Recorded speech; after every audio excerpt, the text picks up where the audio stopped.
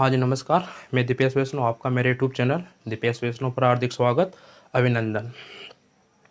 थोड़ा सा समझ चाहूँगा आपसे कि जो वीडियो में लगातार जो अंतराल आ रहा उसका जो प्रमुख कारण, पहले तो बोर्ड था, उसके बाद एक वीडियो डाली, उसके बाद थोड़ा स्वास्थ्य खराब हो गया क्योंकि जो मौसम परिवर्तन हो रहा तो स्वास्थ्य पर उसका असर पड़ गया, इसलिए थोड़ा मौसम खराब होने से स्वास्थ्य खराब हो गया।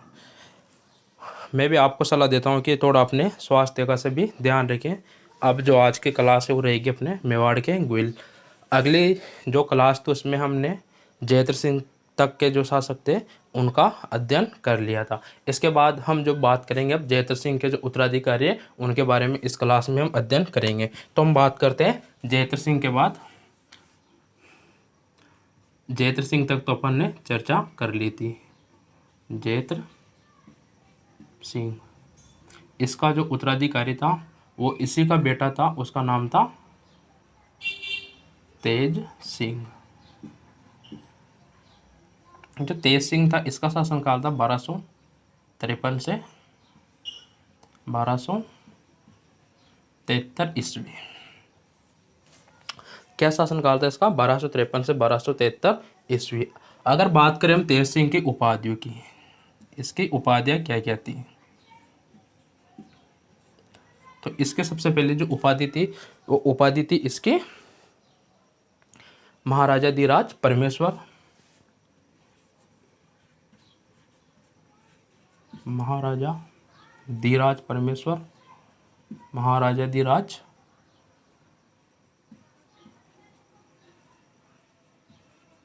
परमेश्वर, और एक थी परम बट्टारक।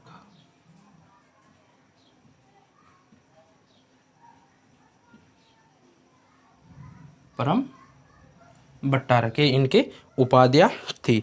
इसके बाद हम चर्चा करें तो इसके शासनकाल में भी इनके शासनकाल में भी जो दिल्ली का शासक था,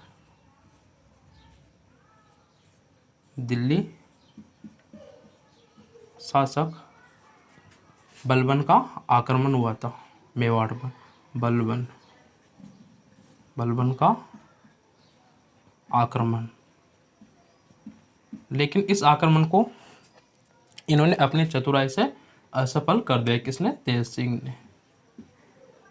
जब ये आक्रमण किया तो इस आक्रमण को असफल कर दिया तेज सिंह ने। इस आक्रमण के पश्चात तेज सिंह ने इस आक्रमण के बाद तेज सिंह ने जो उपाधि धारण की होती उमापतिराव लब्ध प्रौढ़ प्रताप, उमापतिराव लब्ध प्रौढ़ प्रताप की इन्होंने क्या उपाधि धारण की। ये तो थी इनकी उपाधि। अगर इनकी आगे की ओर इनके बारे में हम चर्चा करें तो कहते हैं कि इनकी पत्नी थी जिसका नाम था जेतल देवी। क्या नाम था पत्नी का? जेतल देवी। इस जेतल देवी ने चित्तौड़ में श्याम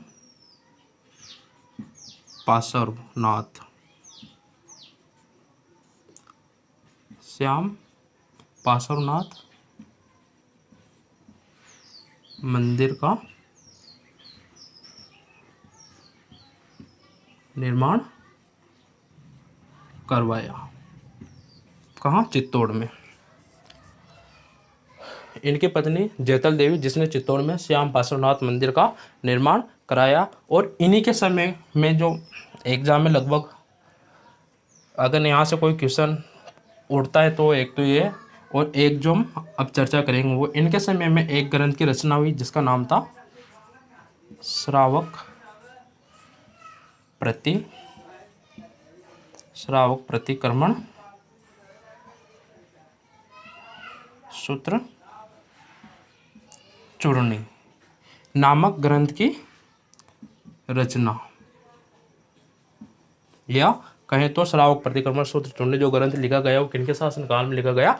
तेज सिंह के शासन काल में। तो ये जो चर्चा की है तो अपन ने तेज सिंह के बारे में, इनका 1253 से 1273 तक इनका शासन रहा। उपाध्याय महाराज परमेश्वर और परम भट्टारक, दिल्ली का जो शासक था बलबन, उसने इनके समय आक्रमण किया और उस आक्रमण को इन्होंने असफल किया। और असफल करने के बाद, उस आक्रमण को असफल करने के बाद इन्होंने उमापति राव लब्ध प्रौढ़ प्रताप की उपाधि धारण की। इनकी पत्नी जिसका नाम जेतल देवी था, उसने श्याम पार्श्वनाथ मंदिर का निर्माण करवाया और श्रावक प्रतिक्रमण सूत्र चूड़नी जो ग्रंथ है इन्हीं के शासनकाल में लिखा गया। अब इसके बाद के जो शासक है उनकी भी हम चर्चा करते हैं। अब इसके बाद जो अगला शासक आएगा अपने वो रहेगा समर सिंह। कौन? समर सिंह।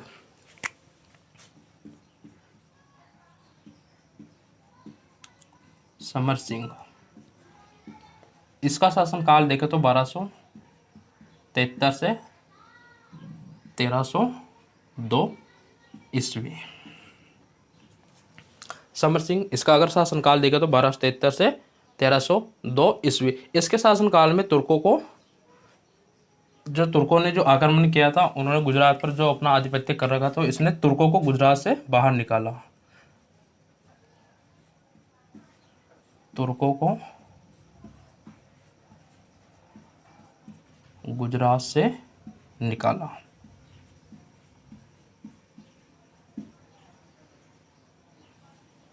एक तो ये, इसके बाद हम चर्चा करें समर सिंह के बारे में तो चीरवा लेख में इनको धर्म मर्मज्ञ बताया गया। किसको? समर सिंह को। चीरवा लेख क्या बताया गया इनको? धर्म मर्मज्ञ। अब बात करें हम समर सिंह के तो जो समर सिंह जो शासक था, कौन? समर सिंह। इस समर सिंह के कितने? 2 बेटे थे। एक बेटे का नाम तो था रतन सिंह, एक तो था रतन सिंह, एक था कुंभकर्ण। ये रामायण वाला कुंभकर्ण नहीं, ये किसका? समर सिंह का बेटा था कुंभकर्ण। कहते हैं कि जो रतन सिंह था, इसने तो मेवाड़ का शासक था। ये कहाँ का? मेवाड़ का। इसने तो अपना शासन चलाया मेवाड़ में, और इसने नेपाल में जाकर शासन स्थापित किया। जो नेपाल का जो शाही वंश था उसका ये शासक था। कौन सा? शाही वंश का ये शासक था। ये बात हुई समर सिंह के बारे में। तुर्कों को गुजरात से निकाला, चीरवा लेक में धर्म मर्मज्ञ कहा गया, और इनके 2 बेटे थे रतन सिंह और कुंभकर्ण। रतन सिंह ने मेवाड़ में शासन किया और कुंभकर्ण ने नेपाल में जाकर शासन किया। अब इसके बाद जो अगला शासक आएगा अपने वो रहेगा, मेवाड़ की बात करें तो अपने रतन सिंह या रावल रतन सिंह। अब बात करते हैं अपन रावल रतन सिंह के बारे में।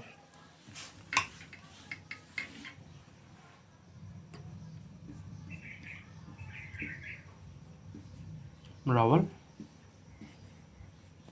रतन सिंह, इनका वैसे ज़्यादा शासनकाल है 1302 से 1303, इनका ये शासनकाल रहा। इनके बारे में हम चर्चा करते हैं। इनके बारे में जो हम चर्चा करेंगे तो रावल ये समर सिंह के पुत्र थे और ये मेवाड़ के शासक थे। अब इनके समय की जो सबसे महत्वपूर्ण घटना है वो है अलाउद्दीन खिलजी का आक्रमण। क्या? एक का आक्रमण 1303। अलाउद्दीन खिलजी ने इनके समय पर, जो कि एक भी दिल्ली सल्तनत का एक सुल्तान था, तो उसने अलाउद्दीन खिलजी ने 1303 ईस्वी में चित्तौड़ पर आक्रमण किया। अब अलाउद्दीन खिलजी ने जो चित्तौड़ पर आक्रमण किया, उस आक्रमण के कारण क्या थे? मतलब आक्रमण के बात करें हम कारण की, तो इसका जो पहला कारण था और जो सबसे मुख्य कारण था वो था इसका साम्राज्यवादी नीति।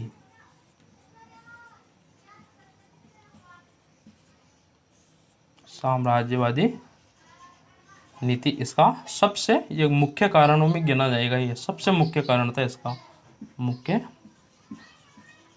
कारण साम्राज्यवादी नीति। दूसरा जो कारण था इसका वो था चित्तौड़ की भौगोलिक स्थिति।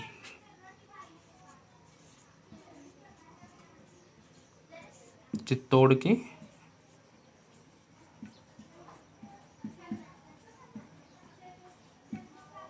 भौगोलिक स्थिति, क्योंकि चित्तौड़ का जो भौगोलिक अगर दृष्टि से चित्तौड़ को देखा जाए तो ये मालवा और जो गुजरात के लिए जो मार्ग था उस मार्ग के बीच में ये चित्तौड़ स्थित था। इसके बाद जो देखे तो था इनकी पत्नी पद्मावती पद्मनी की प्राप्ति। ये आक्रमण के प्रमुख कारण थे। तो सबसे मुख्य कारण तो था साम्राज्यवादी नीति, क्योंकि अलाउद्दीन खिलजी अपने साम्राज्य का विस्तार करना चाहता था, इसलिए इसने चित्तौड़ पर आक्रमण किया। लेकिन एक ग्रंथ है जिसका नाम है क्या, पद्मावत। इस ग्रंथ का नाम है पद्मावत, थोड़ा ऊपर लिख लेते हैं इसको। तो ये तो थे इनके आक्रमण के कारण। अब जो इनके बारे में जो जानकारी मिलती है और आगे वो था एक ग्रंथ पद्मावत। ये जो ग्रंथ था ये इसका रचनाकार तो था मलिक जायसी या मलिक मोहम्मद जायसी। कब लिखा गया, 1540 में। किसके शासनकाल में, शेर शाह सूरी के शासनकाल में ग्रंथ लिखा गया। जो रानी पद्मिनी को पाने की जो अलाउद्दीन खिलजी की जो लालसा थी उसका जो मुख्य स्रोत है वो हमें उसके बारे में जो जानकारी देगा हुए पद्मावत ग्रंथ है। पद्मावत ग्रंथ में बताया गया है कि अलाउद्दीन खिलजी ने रानी पद्मिनी को पाने के लिए चित्तौड़ पर आक्रमण किया। ठीक है, बहुत लंबी कहानी है, एग्जाम की दृष्टि से उस कहानी से अपना कोई रिलेशन नहीं है, कोई रिश्ता नहीं है। जो भी हुआ जैसे भी हुआ अलाउद्दीन खिलजी ने उसको देखा, कांच में उसको देखा। कहते हैं कि अलाउद्दीन खिलजी उसको देखकर बेहोश हो गया। और उसके बाद जब रतन सिंह अलाउद्दीन खिलजी को वापस छोड़ने गया तो रतन सिंह को अलाउद्दीन खिलजी ने बंदी बना लिया। और कहते हैं कि रानी पद्मिनी अपनी वहाँ से उसने गोरा बादल जो उसके चाचा भतीजे थे उनके नेतृत्व में 1600 पाल लेकर गए। खुद ने पद्मिनी ने कहा कि मैं आपके समक्ष समर्पण करना चाहती हूँ, मैं आप क्यों ना चाहती हूँ। ये कहकर ये प्रलोभन देकर अलाउद्दीन खिलजी के उसने बोला कि मैं आ तो जाऊँगी लेकिन मेरे साथ मेरी जो दास है वो भी मेरे साथ ही रहेगी। और कहते हैं कि उन्होंने दासी के रूप में जो 1600 पाल किया थी उसमें 1600 राजपूत सैनिकों को बिठाकर वो वहाँ पर जहाँ उसने अपना डेरा डाल रखा था, किसने, अलाउद्दीन खिलजी ने वहाँ गए और गोरा बादल के नेतृत्व में कहते हैं कि वहाँ से वो रतन सिंह को छुड़ा कर ले आए। ये भी एक इनकी बहुत चतुरपूर्ण रणनीति थी। तो इस प्रकार इसमें ये जानकारी मिलती है। इसके बाद हम बात करें तो 1303 में इसने आक्रमण किया गोरा बादल। इसमें कहते हैं कि वो इस युद्ध में मारे गए। और इस युद्ध में जब गोरा बादल मारे गए तो उसके बाद रानी पद्मिनी ने भी 1600 महिलाओं के साथ अग्निकुंड में कूदकर अपने प्राणों की आहुति दे दी। और कहते हैं कि उसने जौहर कर लिया। जो पद्मिनी के द्वारा जौहर किया गया ये मेवाड़ का पहला साका कहलाता है।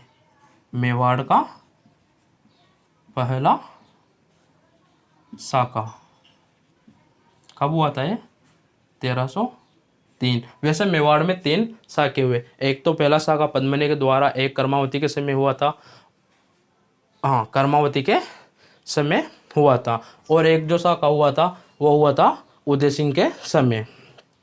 तो ये मेवाड़ का पहला साका कहलाता है। अब इसके बाद अगर हम बात करें जो पद्मावती थी, अब जो पद्मावत जो ग्रंथ है उसमें उनके बारे में जो जो जानकारी हमको मिलती है कि ये रानी जो थी वो किसकी, अलाउद्दीन रतन सिंह की प्रिय रानी थी।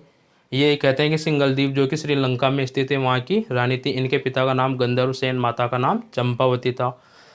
आपने वो एक तोते की कहानी सुनी होगी, तोते के माध्यम से इनको एक दूसरे की सूचना मिली और कहते हैं कि रतन सिंह इनको लेने के लिए श्रीलंका जो इनका सिंहल द्वीप था वहाँ पर गए। ये इस तरह ये बहुत लंबी कहानी है, लेकिन जो एग्जाम की दृष्टि से जो अपने लिए यहाँ से जो फैक्ट निकल के आते हैं वो 3-4 फैक्ट है। इसके बाद हम जो बात करें कि रतन सिंह पद्मनी की सुंदरता का वृतांत हीरामन तोता के द्वारा उन्होंने उसकी सुंदरता का वृतांत सुना, और अलाउद्दीन खिलजी ने पद्मनी की सुंदरता का जो वृतांत सुना, मतलब अलाउद्दीन खिलजी को पद्मनी के बारे में जो बताया, वो बताने वाला जो व्यक्ति था वो था राघव चेतन। राघव चेतन इसने जाकर अलाउद्दीन खिलजी को पद्मनी के बारे में बताया। कहते हैं कि राघव चेतन पहले एक तांत्रिक था जो कि रतन सिंह का दरबारी था। रतन सिंह ने इसको यहाँ से निकाल दिया। क्यों?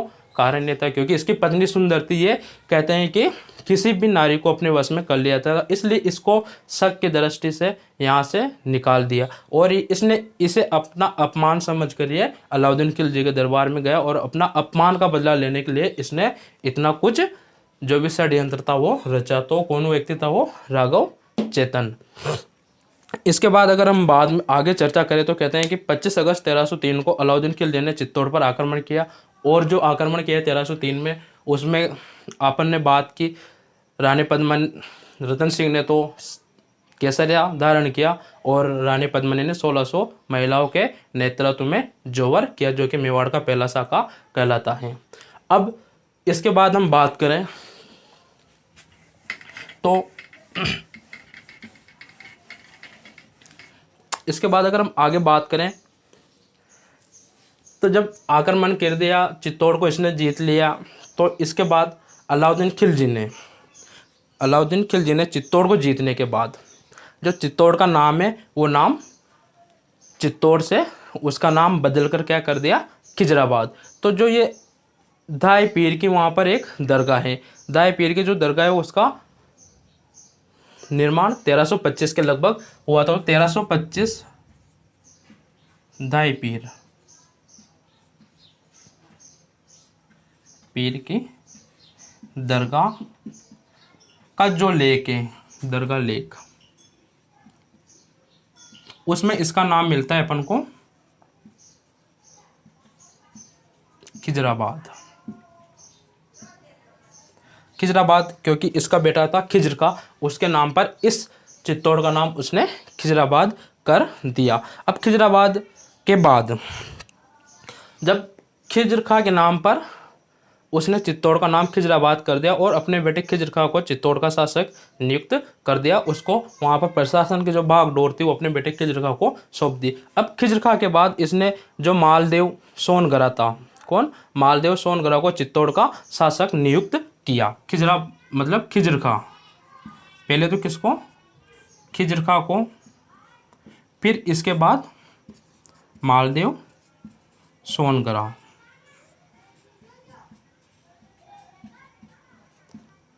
को वहां का प्रशासक नियुक्त किया।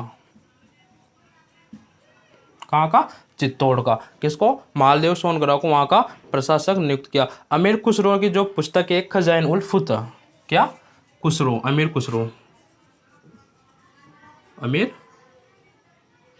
खुसरो की एक पुस्तक है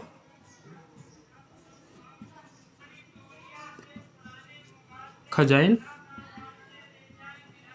उल फतह।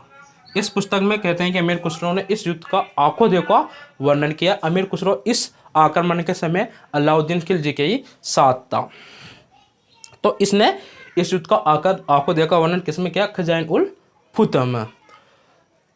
इसके बाद हम चर्चा करें तो अमीर खुसरो ने तो इसका आक्रमण का इसमें उल्लेख किया।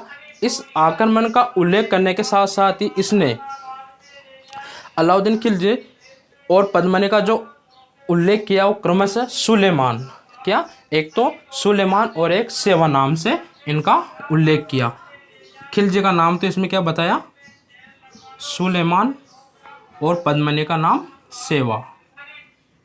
इस नाम से दोनों का इसमें उसने उल्लेख किया। किसने? अमीर खुसरो ने अपने ग्रंथ खजाइन उल फतह में।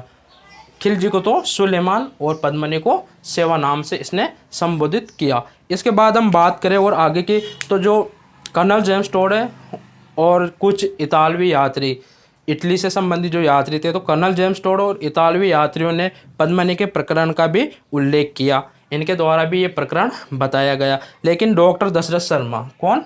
एक तो दशरथ शर्मा,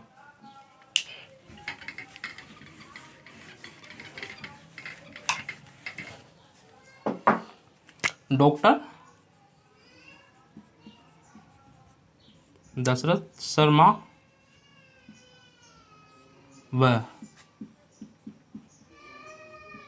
गोपीनाथ शर्मा,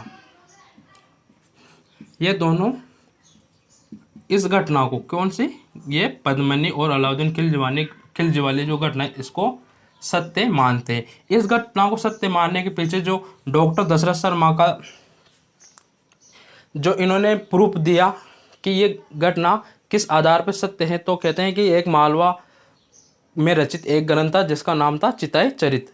क्या? चिताय चरित, चिताय चरित। इस ग्रंथ के आधार पर इन्होंने इस घटना को सत्य बताया। तो इस प्रकार ये जो प्रकरण था अलाउद्दीन खिलजी, पद्मनी और रतन सिंह के बारे में, ये प्रकरण हुआ। तो इस प्रकार आज, और जैसे ही कहते हैं कि अलाउद्दीन खिलजी ने चित्तौड़ पर आक्रमण करके चित्तौड़ को जीत लिया, उसी के साथ वहाँ से जो रावल शाखा थी इनकी, कौन सी? रावल शाखा, इस शाखा का अंत हो गया और जो चित्तौड़ था वो अलाउद्दीन खिलजी के अधीन हो गया। अब ये ज़्यादा लंबे समय तक वैसे इनके अधीन नहीं रहा। इसके बाद जो नया शासक आएगा और जो चित्तौड़ पर अधिकार करेगा, उसका नाम रहेगा हमीर सिसोदिया, और वहीं से वो सिसोदिया वंश की नींव चित्तौड़ में डाल देगा। फिर वहीं से जो वहाँ के शासक थे वो अपने नाम के आगे राणा लगाना भी शुरू कर देंगे और वो सिसोदिया कहलाने लग जाएंगे, क्योंकि रावल शाखा का अंतिम शासक जो था वो था रतन सिंह। तो आज की अपनी जो क्लास थी वो यहीं पर समाप्त होती है। मेवाड़ के गोयलों में रावल शाखा का जो अंतिम शासक था वो कौन था? रतन सिंह। इसके